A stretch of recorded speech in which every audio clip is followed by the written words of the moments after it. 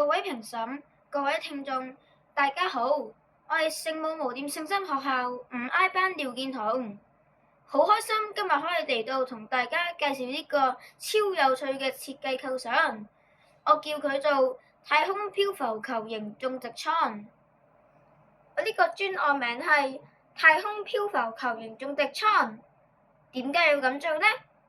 因為如果第時人類真係去到月球、火星，甚至更遠嘅太空冒險，我哋唔可以只靠帶食物過去，仲要考慮對可持續性嘅供應。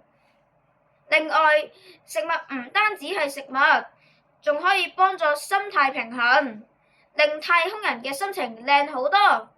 想像下喺漆黑嘅太空入面望到一片翠綠，都會安心啲。我哋嘅種植艙唔係好似地上面嗰種普通嘅溫室，佢係由幾個球體模組組成嘅，串起嚟就好似一串太空球，極具未來感。咁究竟係點樣做呢個模組嘅呢？首先，最內層係一個氣壓膜囊，保持室內有空氣。中間就係複合骨架，能夠抗壓。最外層就係一個堅固嘅防護層，能夠抵抗隕石、小流星體同太空輻射。喺太空環境中，安全永遠係第一位。植物要生長得好，光、溫度同濕度都好重要，所以我哋設計喺個球體嘅中心係一個用超強 LED 燈嘅人工小太陽光源，令球體每一個位置都可以均衡攞到光照。外殼或者橋樑又可以裝太陽能板，用太陽光嚟做能源。隔熱層可以保確裏邊唔會太熱或者太凍，而多餘嘅熱量可以經輻射器散出去。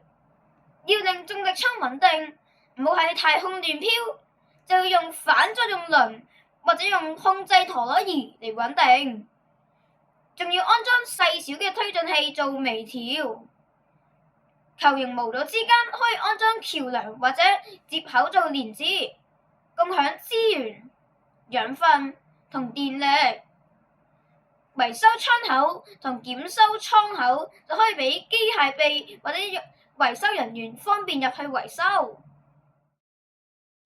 空氣、養分、適合嘅溫濕度對植物嘅生長同樣重要。喺我哋嘅設計入邊，植物唔用土培，而用水培或者用氣霧栽培，根係會浸喺營養液或者氣霧入邊。AI 智能系統會自動監察 pH 值、養分濃度、水質同埋氣體層碼，包括光照同埋溫度系統，全部都係智能控制，唔需要人手全天候去操控。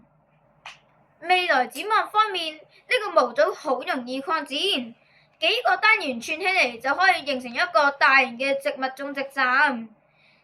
喺月球軌道、火星甚至深空探險都用得住。成個設計係高度智能自動化加遠端控制，意思即係太空人員唔需要日日喺現場監測，個系統都可以自我運作，省時又安心。最後總結一下，呢個設計結構合理、運作自主，可以擴展。喺技術上係有可行性嘅，希望有機會同大家繼續探討優化呢個構想。多謝大家收聽。